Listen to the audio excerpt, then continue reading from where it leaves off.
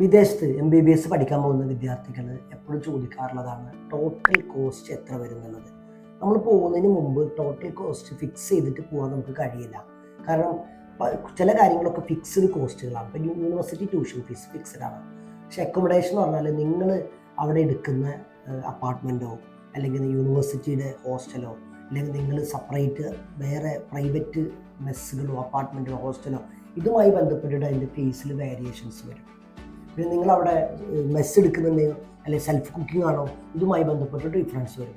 നിങ്ങളിപ്പോൾ ഈ room sharing 4 sharing ആണോ 2 ഷെയറിങ് ആണോ 6 ഷെയറിങ് ആണോ ഇതുമായി ബന്ധപ്പെട്ടിട്ടും ഡിഫറൻസ് വരും.